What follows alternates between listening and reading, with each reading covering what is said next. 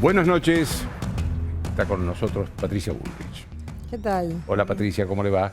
Muy bien, por suerte. 3 juicios tiene. El presidente, el exministro de Salud Ginés González García y el Ministerio de Salud por hablar de Pfizer. ¿La historia me absolverá? ¿Qué dijo exactamente de Pfizer? Yo lo que dije, en principio, antes de decirle en el programa de Majul, lo dije acá en su programa.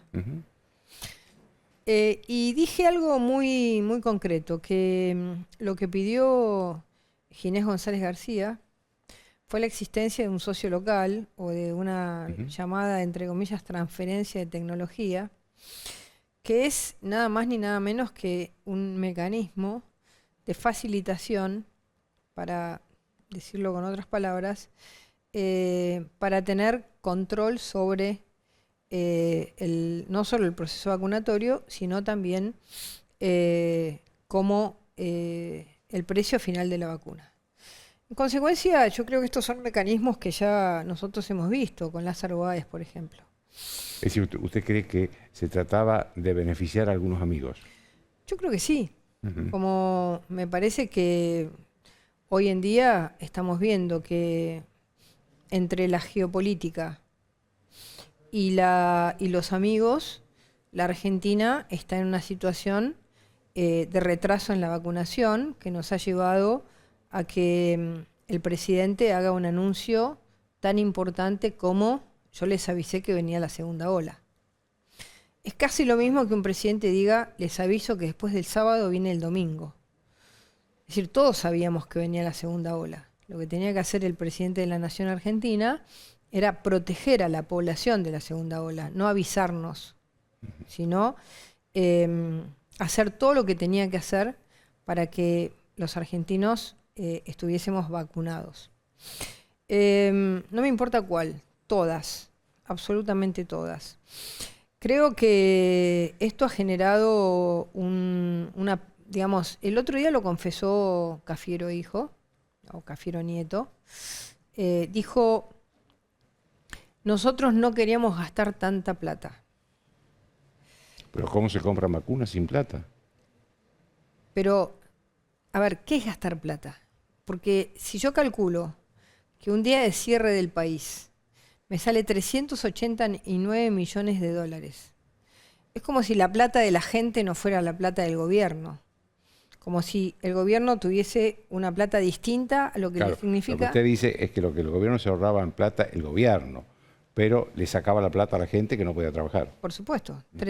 Si usted divide la pérdida que tuvimos de 10 puntos del PBI, 9.9 puntos del PBI el año pasado, por la cuarentena eterna, sin tomar otros abstractos, como el valor de pérdida intelectual de todos los chicos de la Argentina, que uno también lo podría contabilizar, usted se va a dar cuenta que perdimos entre 130 y 140 millones de dólares día por la baja que tuvimos de nuestra economía y la baja de todas las familias, de los negocios cerrados, el capital hundido, más la pérdida que usted puede contabilizar en días de clase perdidos, lo que le significa en el futuro de la Argentina una pérdida inimaginable, incalculable. Esto se compara con un jefe de gabinete, con un presidente que dice: me quería ahorrar algunos dólares. A mí me parece que esto, además de ser una mente muy pequeña, no de un estadista tiene que pensar en cómo soluciona el problema, como dijeron los israelíes. Sí, compramos una vacuna que no era muy barata, pero vacunamos a todo el pueblo. ¿Qué le salió más barato? ¿A Israel estar hoy libre de virus o la Argentina estar cerrando este fin de semana, la semana a las 6 de la tarde cerrar todo, seguir? Y recién vamos por la segunda ola, porque hay países que ya van por la tercera. En consecuencia, creo que el daño que nos ha hecho este capitalismo de amigos, este amiguismo, buscar quiénes son. ¿Que el presidente estaba también en esta estrategia de tener amigos? A ver, yo lo que digo es: si usted es presidente de la Nación y su máximo problema es lograr salir lo antes posible de una pandemia y sabe que tiene un experimento como el que tenía la Argentina con Pfizer.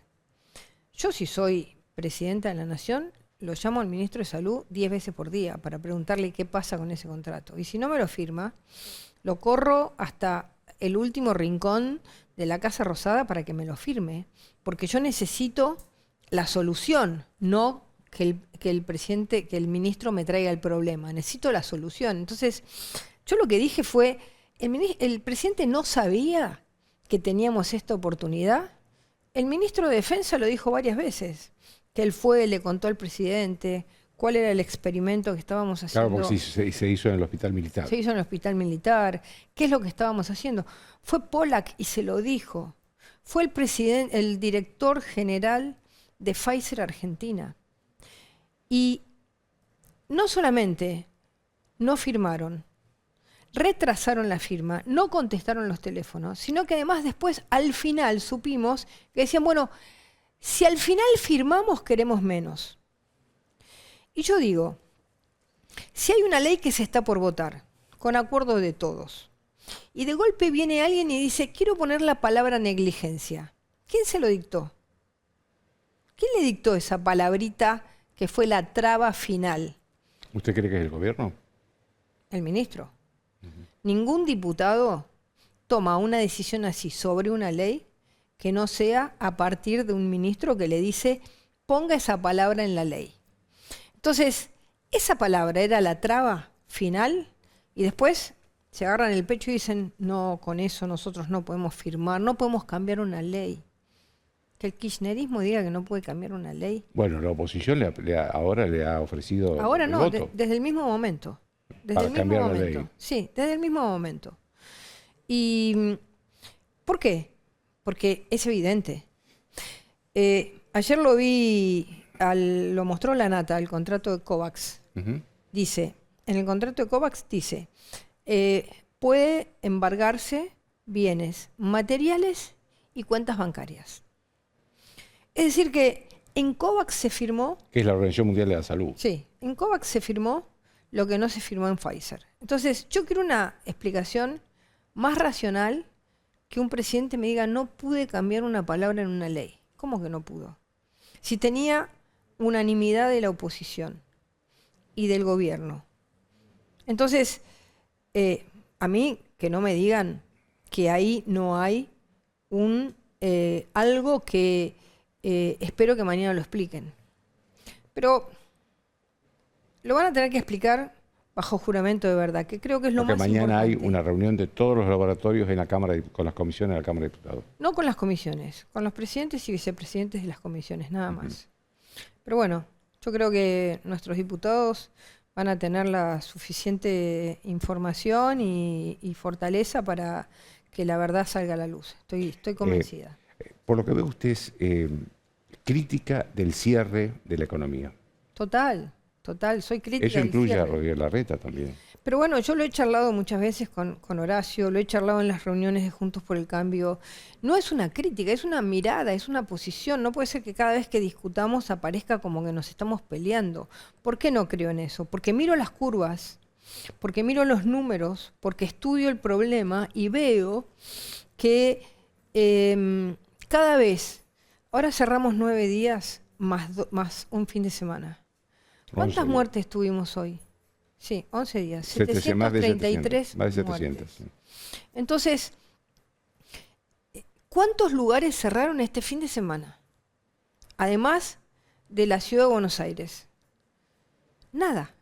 Estaba todo, es decir, Kicillof dice, yo cierro todo. Cierro. No cierra nada. ¿Dónde vive Kicillof?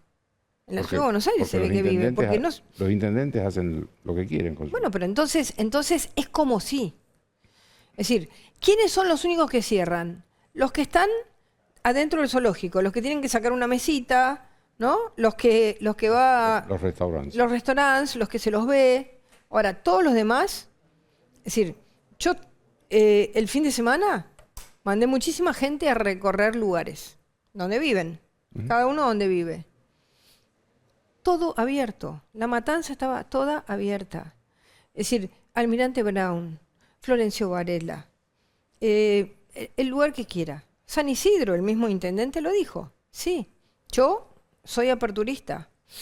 Entonces, me parece que este como sí del presidente que se pone a decir cierro y no cierra, con lo cual lo que hace es alargar el problema, porque si cierra, cierra y entonces para los casos. No cierra, hace como sí y cada vez el problema se alarga más, porque ahora hoy de nuevo están anunciando que el viernes va a decir que vuelve a cerrar 9 días.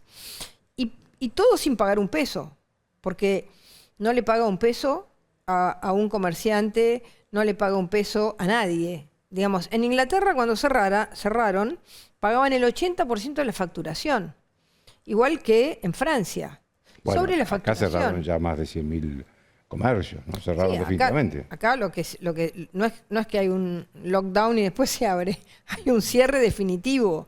Entonces, yo estoy muy en contra del cierre, porque además creo que digamos, si a mí el presidente me hubiera demostrado que el cierre real, porque acá nunca se cerró, todo se hace a medias, ¿no? Todo es blue. Si el cierre hubiese significado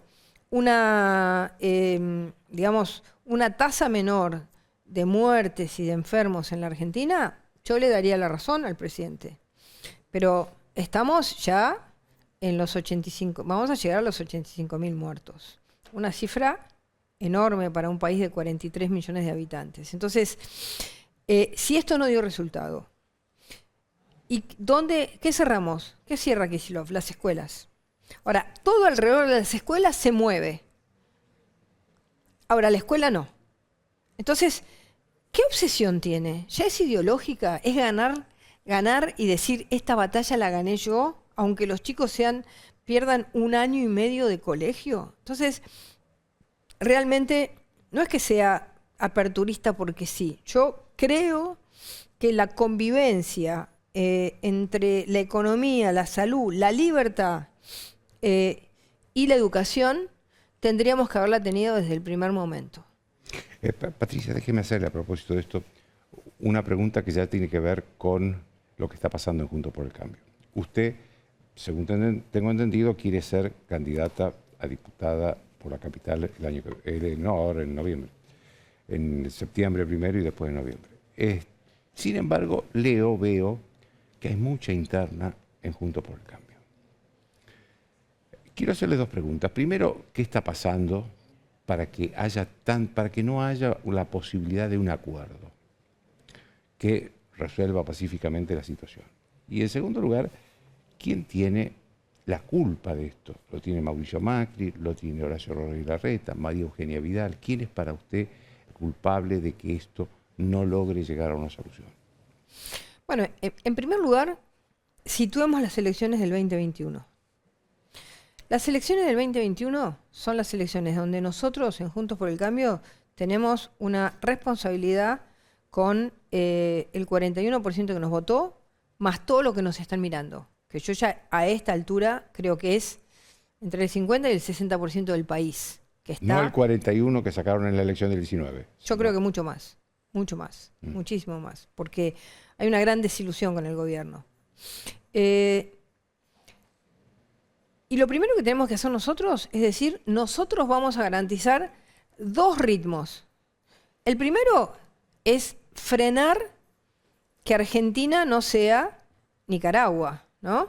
No sea un país que va hacia un régimen autoritario absolutamente represor como es hoy Ortega, y para ¿no? eso usted necesita... Y para eso necesitamos más diputados y más senadores. Ganar estas elecciones. Exactamente. Y no tenemos tutía, y ahí tenemos que estar todos, del primero al último de Juntos por el Cambio. ¿Por qué no se puede llegar a un acuerdo? Bueno, a ver, yo lo que digo es, si usted tiene un equipo de todas personas que pueden dar esa batalla, pongamos todas en la cancha. Ahora, ¿vamos a pelear todos en un mismo lugar? No tiene sentido. Es decir, dispersémonos de la mejor manera. Es decir, juguemos todos, pongamos todo el equipo que tenemos. Es decir, tenemos gente en todo el país. Ayer tuvimos elecciones en Misiones e hicimos una muy buena elección. Y el oficialismo de 74% que había sacado en el 2019 sacó 47%. Y nosotros sacamos el 27,5% y el kirchnerismo salió tercero. Y sacamos 10 puntos más que en la elección del 2019. 10 puntos más que en la elección del 2019 a nivel provincial. Entonces, fue una elección importante para nosotros. Entonces, lo que yo digo es, pongamos todo el equipo en la cancha. Ahora, no todos tiene pueden... que definirse es María Eugenia Vidal. Bueno, a ver, yo no sé qué significa si alguien tiene que definirse o no. Yo creo que acá tiene que haber un equipo y el equipo tiene que decir, bueno, vamos todos, nos jugamos todos. Todos nos metemos a jugar y vamos todos juntos porque lo que nos estamos jugando en el país es mucho. Yo siento eso, Ahora, déjeme hacer una pregunta. Si María Eugenia Vidal dijera, sí, voy a jugar, pero voy a jugar en la capital, ¿usted le plantea una interna? Mire, a ver, yo pienso que en este momento cualquier situación, digamos, de interna puede ser abstractamente muy bueno, ¿no? Porque uno dice, no, es la democracia interna, qué sé yo. Ahora, ¿qué va a decir la gente de nosotros? ¿Qué van a decir? ¿Van a decir, ¿se pelean por un cargo? Yo no me quiero pelear por un cargo. Yo no tengo ni edad ni ganas de pelearme por un cargo. Siento que el país no merece que Juntos por el Cambio hoy plantee esto. Entonces, esto hay que solucionarlo, sí o sí, de la mejor manera posible, en la que todos los actores que podemos tirar del carro, tiremos del carro. Veamos dónde cada uno puede tirar mejor del carro. Yo creo que eso es lo más importante de todos. Ahora, yo me adapto a lo que sea. ¿Esa reunión? Pero es que ¿cómo no va a ser posible mire si nos cambian la Constitución porque nosotros no nos pusimos de acuerdo? Mire si nos ponen en un ministerio público porque nosotros no nos pusimos de acuerdo.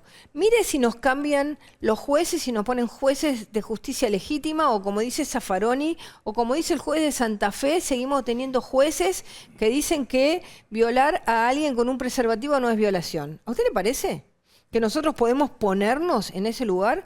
Yo no me voy a poner en ese lugar. Yo voy a defender, como lo defendí este año, contra la liberación de los presos, a favor de que lo liberen a Chocobar, contra la toma de terrenos en el sur, contra la toma de Vicentín o la expropiación de Vicentín, por los cielos que teníamos vuelos. Yo voy a pelear por causas. Y todo Juntos por el Cambio tiene que pelear por causas. Bueno, a ver, no sé, que nos toque donde nos toque. Yo no tengo ganas de pensar que hoy una elección entre nosotros, cuando tenemos el país viéndonos, es lo más importante. No me parece lo más importante. Gracias, Patricia. Muchas gracias. Después de la pausa quiero hablar de ese acuerdo que hay en el Congreso, que se aumentaron el 40% Cristina Kirchner y Sergio Massa.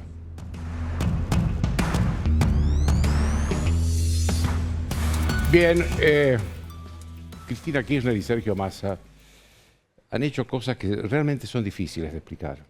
Estos dos, una es la vicepresidenta de la Nación y presidenta del Senado, porque esa es la función que tiene el vicepresidente de la Nación en el país, y el otro es presidente de la Cámara de Diputados, firmaron un acuerdo entre ellos para aumentarle el 40% de los salarios solo al Poder Legislativo, a nadie más. Solo a ese mundo que nada parece tan lejano del mundo que ese mundo de los legisladores y sus empleados. La verdad que esto suena increíble en un país donde el gobierno le está pidiendo a los trabajadores que no reclamen aumentos de más del 30%, con una inflación en los primeros 5 meses que ya superó el 20%, es decir, faltan todavía 7 meses más de inflación. Hemos superado el 20% en los primeros 5 meses, le pide el gobierno a los trabajadores que no reclamen más del 30% de aumento, y el Poder Legislativo, encarnado en la segunda y tercera figura del país, como es el presidente, la vicepresidenta, el presidente del Senado y el presidente de la Cámara de Diputados, le dan al Poder Legislativo un aumento del 40%. Yo realmente lo que lo único que se puede concluir sobre esto es que la dirigencia política argentina vive en una burbuja, salvo cuando se acercan las elecciones. Entonces ahí se acercan sí a la gente, a los discursos. Viven en una burbuja, solamente se ocupan de los temas que les interesan personalmente. De Cristina Kirchner no es una novedad. Acuérdense cuando era presidenta, usaba los aviones del gobierno para hacerse llevar los diarios los fines de semana al Calafate, que es un viaje largo, entre ida y vuelta son 6 horas de viaje. Esto es la dirigencia política que tenemos. En ese contexto, en esa situación, empieza a hablarse de las elecciones y entonces sí empiezan ya a hablar de que van a dar un aumento acá, de más subsidio allá, y empiezan las peleas. Hay peleas dentro del gobierno, sobre todo estamos hablando no del país, a pesar de que es una elección nacional, sino de la provincia de Buenos Aires, porque por supuesto ahí es la madre de todas las batallas, se da en la provincia de Buenos Aires, que tiene el 40% del poder electoral del país. 40% del poder electoral del país. Es decir, casi la mitad de las elecciones se deciden en la provincia de Buenos Aires. Ahí está, el peronismo está con el albertismo, si es que existe el albertismo, que lo quiera Daniel Scioli.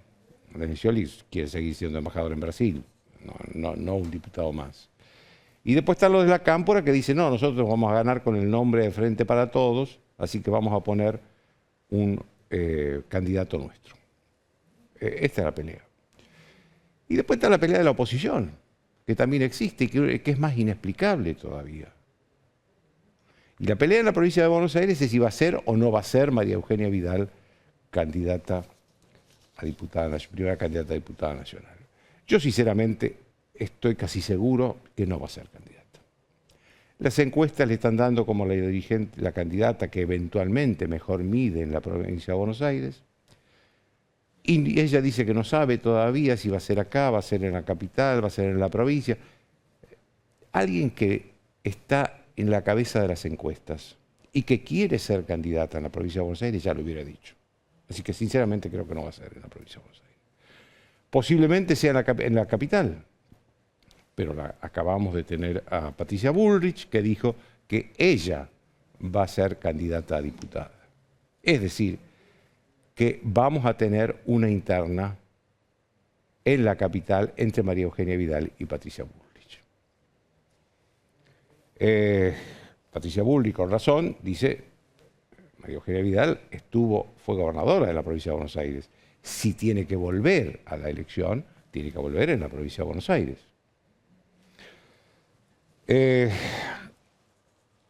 Ahora yo digo, un poco le preguntaba a Patricia recién, ¿no hay en Juntos por el Cambio un grupo chico de dirigentes, 4 o 5 dirigentes, que se reúnan para frenar esto, para llegar a un acuerdo sin tanto escándalo? Tienen que prestarse al espectáculo de peleas, luchas, internismo, en un momento en el que la sociedad está mirando otra cosa.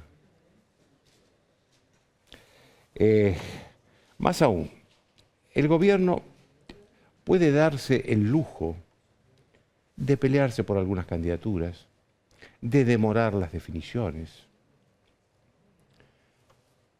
El gobierno tiene el Estado.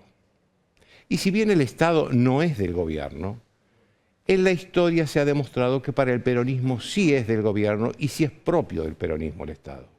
Con lo cual tienen recursos, tienen aviones, tienen autos, tienen funcionarios, tienen plata para distribuir.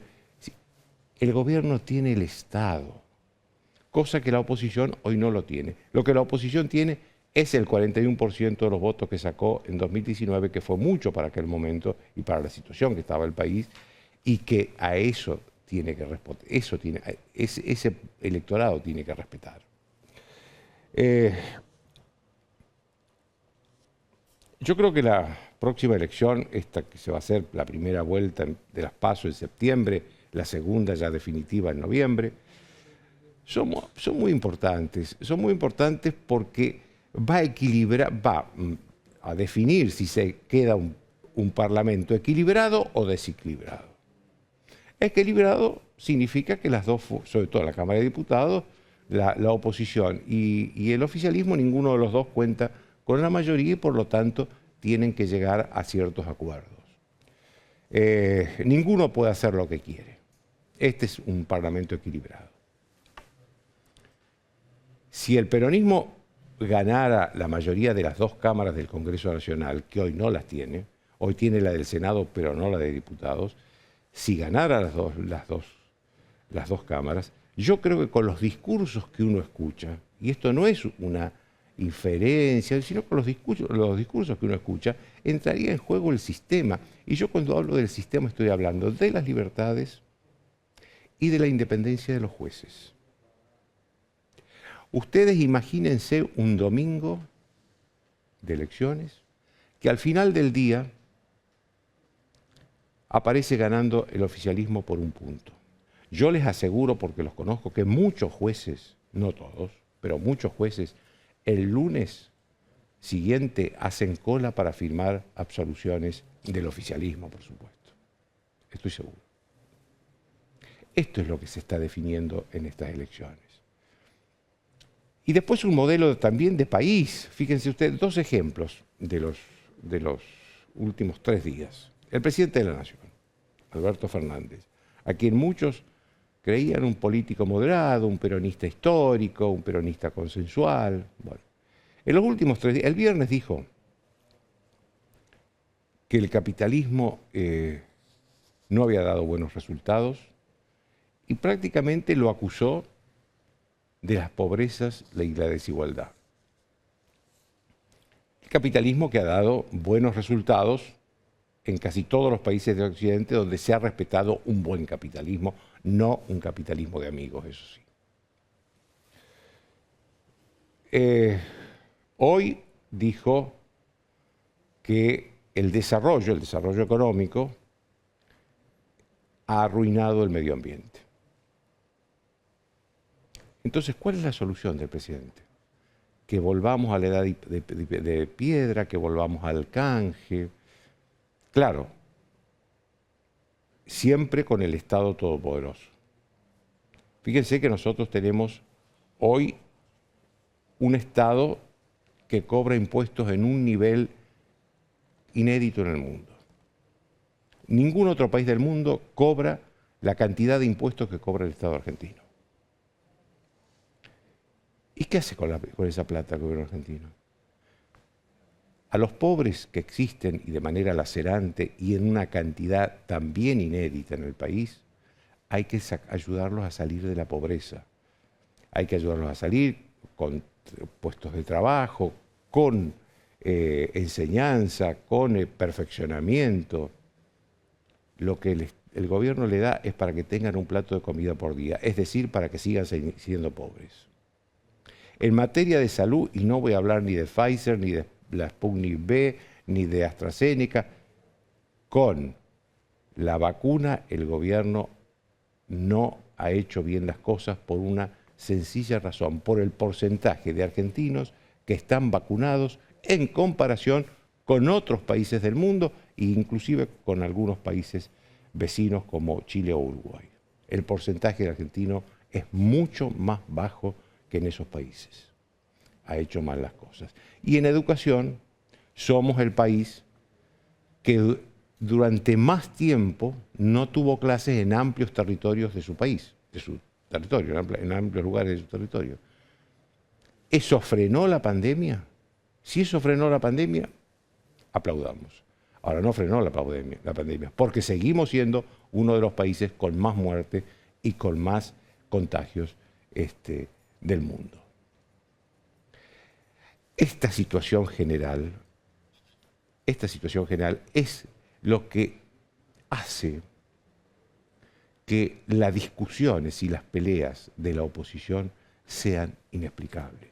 Si estamos en este país con todos estos problemas y con una oposición discutiendo quién va a estar primero y dónde va a estar cada uno, estamos muy mal realmente.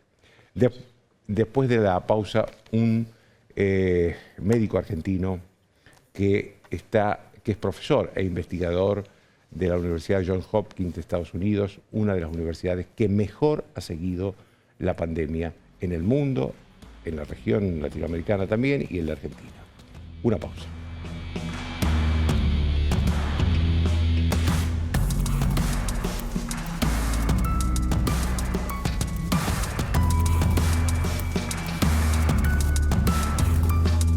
Bien, como les dije, estoy con el doctor Oscar Cingolani, que es argentino, es profesor e investigador de la Universidad Johns Hopkins, una de las universidades que mejor ha seguido la pandemia en el mundo y en todos los lugares, todos los países. Buenas noches, doctor Cingolani, muchas gracias por estar de nuevo con nosotros. Usted está en Estados Unidos, así que le agradezco por diferencia horaria, además, estar con nosotros. La primera pregunta que le quiero hacer es que al parecer hay dos mundos, el hemisferio norte, donde están varios países haciendo una especie, pasando por una especie de pospandemia, y el hemisferio sur, donde todavía hay muchísimos contagios, muchísima muerte, sobre todo, bueno, acá en Argentina hoy tuvimos más de 700 muertos. ¿Cómo explica este fenómeno? Así es, Joaquín, como usted bien dice, hoy por hoy el foco mundial de la pandemia pasa por Sudamérica. Si uno ve las curvas de casos y las curvas de muertes, preocupan. Como así preocupó hace un mes India, que pudo controlarla y ahora está en bajada. Ahora Sudamérica, por una mezcla de factores, el principal siendo el no tener las suficientes vacunas, y el otro por una circulación viral desproporcionada. La pandemia de este año que estaba pasando, para dar un ejemplo, Argentina, no tiene absolutamente nada que ver con la pandemia de hace un año, donde había otra circulación viral, en donde había otras variantes, ¿no? Así que esa es la resultante que muestra lo que están viendo ahora en la entrada de las puertas del invierno. Precisamente sobre eso le quería hacer una pregunta, doctor, porque yo lo que veo es que lo que veo a simple vista, y no un ojo, más bien un ojo neófito, pero lo que veo es que esta ola de la pandemia, sobre todo acá en el país, parece más contagiosa y también más mortal. ¿Es así o es solo una impresión? No, no es una impresión, y lo que hay que aclararle a la gente es que, como decía yo, las pandemias se dividen de acuerdo a la dinámica y al crecimiento exponencial. Cualquier vacuna o plan de vacunación que se haga en una pandemia debe hacerse no solamente en cantidad, esto es, vacunando a una proporción de gente, sino vacunarla en una proporción importante, pero en un tiempo importante, rápido. Al haber mayor replicación viral, mayor contagio viral, las vacunas pierden la eficacia y hoy por hoy no tienen la misma eficacia en la vida real que la tuvieron hace un año cuando había otra circulación viral. Para dar un ejemplo, yo estoy vacunado hace más de 6 meses con una vacuna de las que hay acá, Pfizer, y esa vacuna se probó con cierta circulación viral. La eficacia hoy, si bien sigue siendo muy alta, es posible que sea menor en un entorno la circulación viral es mayor. ¿Y eso pasa con todas las vacunas?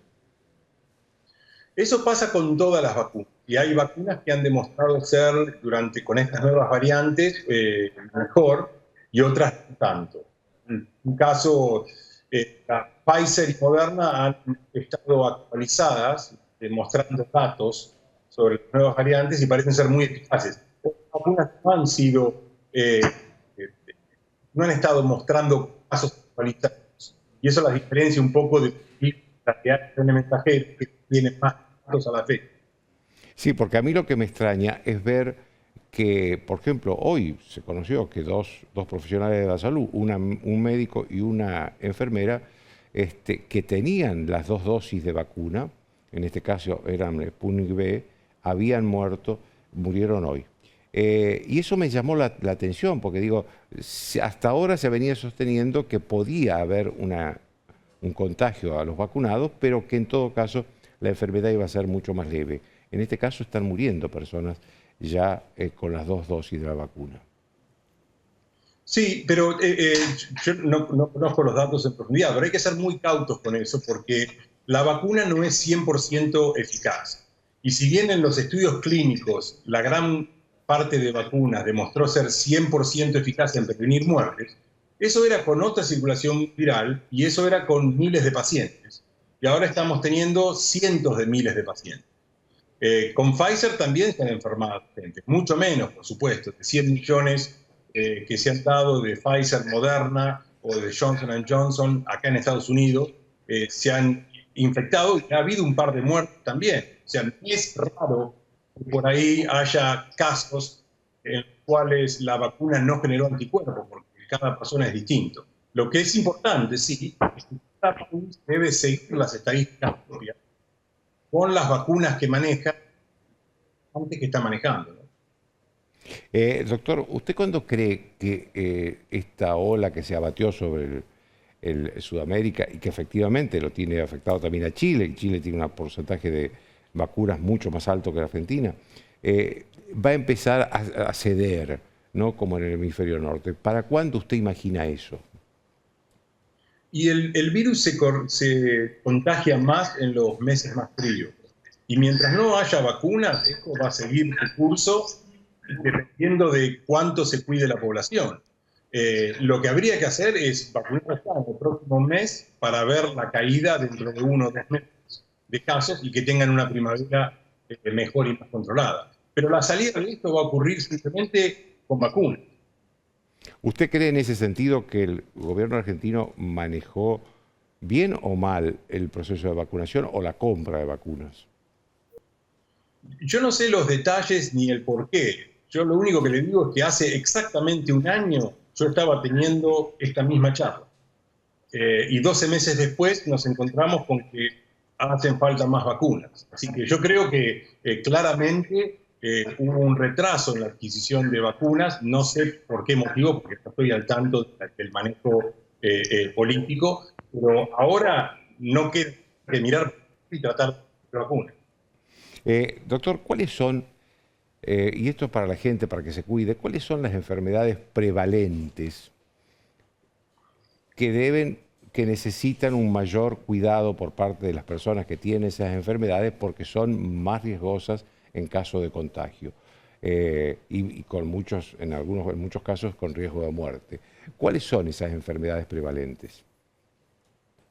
Por empezar, cualquier enfermedad de pulmón persistente, enfermedades cardiovasculares, diabetes, cualquier estado de inmunosupresión, pacientes trasplantados, pacientes con insuficiencia renal crónica, pacientes con hipertensión, aunque no es tanto, los pacientes que tienen hipertensión y no están controlados tienen un poquito más de riesgo que los otros. Esas son las principales. La obesidad sabemos que también es un factor de riesgo adicional que mueve la curva hacia una década más joven afectados. O sea, alguien que tiene obesidad en realidad tiene el mismo riesgo que alguien que tiene no es obeso. Doctor, ¿usted imagina un mundo en algún momento que vuelva a la normalidad anterior, es decir, sin tapabocas, sin distanciamiento, sin tantos cuidados? ¿Es posible imaginar que el mundo va a volver a ser como era antes? Yo creo que sí, porque yo ya casi lo estoy viviendo aquí. Yo voy al hospital con barbijo, pero ahora acá han quitado el mandato de barbijo, inclusive en lugares internos. Yo sigo usando barbijo pese a estar vacunado y hoy me sorprendí, el fin de semana me sorprendí al entrar a un negocio y la gente ya no está usando barbijos. Acá estamos viviendo una casi normalidad. Ahora, estoy convencido que no vacunamos al planeta es cuasi normalidad va a ser transitorio, porque alguna variante va a volver a venir a nos poder estar. Eso es lo que sigo insistiendo, que países más pudientes tenemos que ahora colaborar con los chinos y tratar de ofrecer vacunas. Es decir, que de esta pandemia vamos a salir, pero vamos a volver en algún momento a otra pandemia. Si no vacunamos masivamente a todos los países, porque el virus va a seguir circulando en el mundo a medida que vayan lográndose lugares con vacunación y otros sin vacunación. Lo que tenemos que hacer es tratar de vacunar al planeta para evitar de que esto se siga propagando. Le agradezco mucho, doctor. Que tenga usted muy buenas noches. Igualmente. Gracias a usted, Joaquín. Gracias. Después de la pausa, Carolina Moroso y la infartante elección en Perú.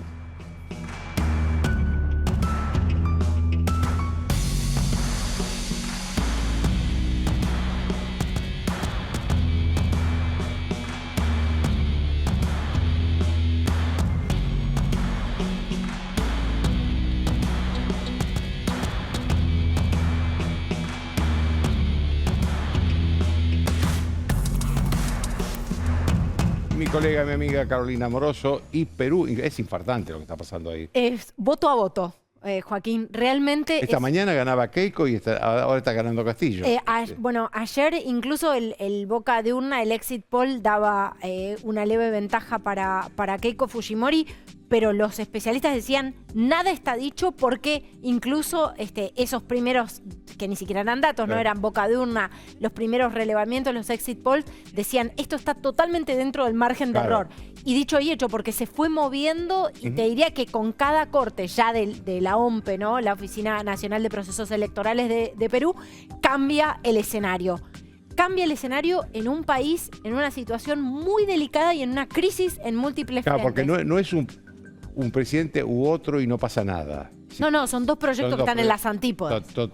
Totalmente antagónicos. Ahora vamos a hablar de los proyectos, pero actualicemos los datos. Hay que decir, según el último corte, esto no es definitivo y siguen contabilizando actas con el 94,67% de las actas contabilizadas.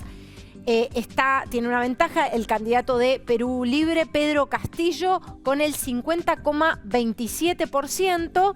Sobre Keiko Fujimori, que obtiene hasta ahora, este es el porcentaje de votos válidos, ¿no?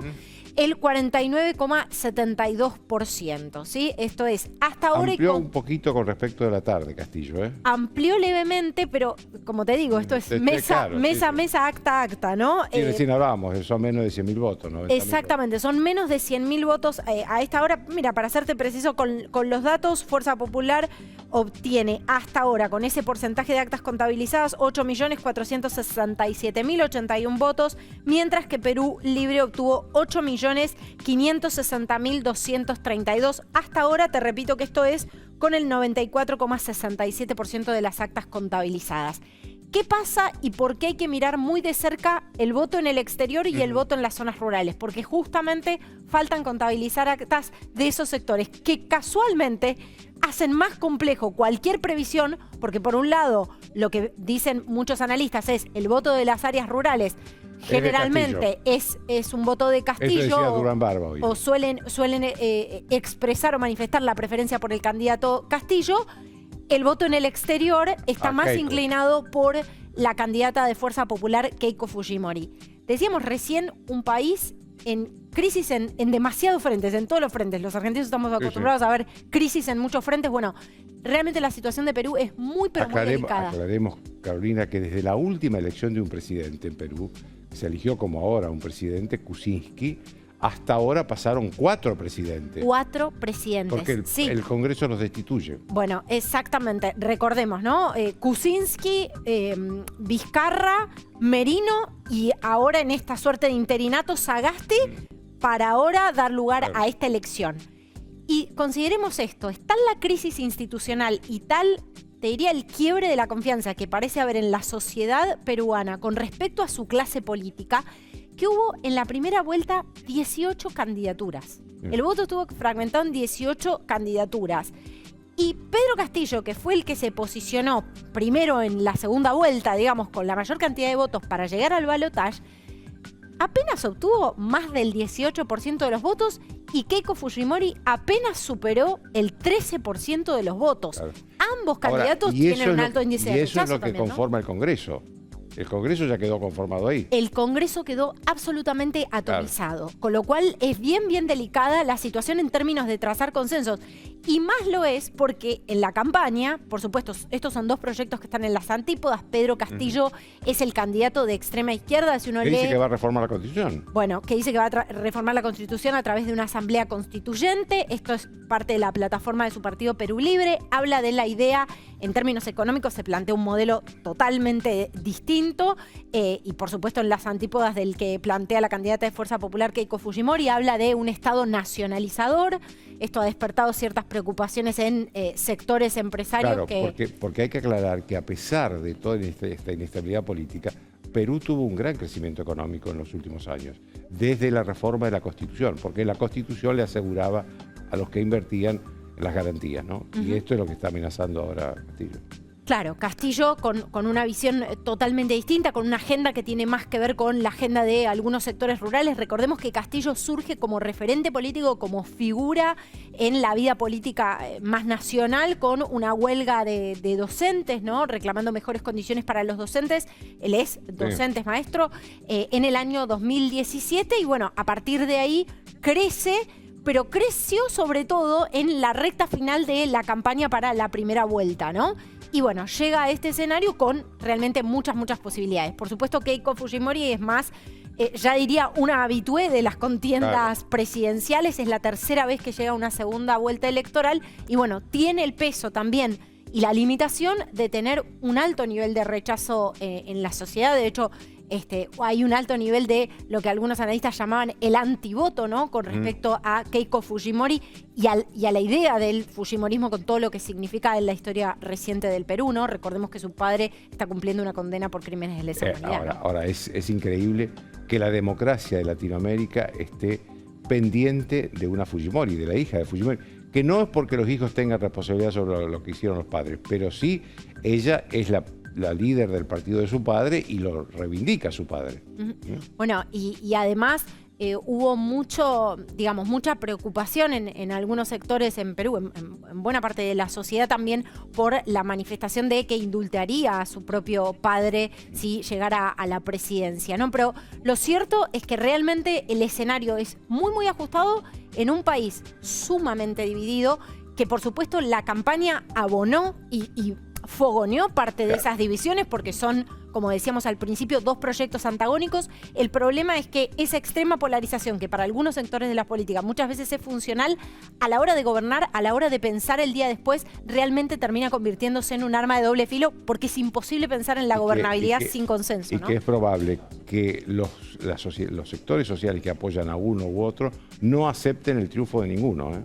Bueno, vos sabés que ya hay algunas manifestaciones de, bueno, defendamos el voto por parte del candidato Castillo en sus redes sociales y de referentes de Perú Libre, también por parte de Keiko Fujimori en su espacio en Fuerza Popular, empiezan a hablar de, bueno, atención con algunas irregularidades que pudo haber. En ambos casos empiezan a poner la lupa sobre el proceso electoral. Esto podría complicar aún más el panorama en una definición que promete ser muy ajustada, Joaquín, una definición voto a voto, te repito, en un país que no solamente, como decíamos, atraviesa una crisis institucional y una crisis de representatividad, sino también una crisis económica, producto de las restricciones y todos los sectores golpeados por las restricciones que impuso la pandemia del COVID-19 y también una situación sanitaria muy delicada. Gracias, Caro. A vos. Chao, hasta el lunes.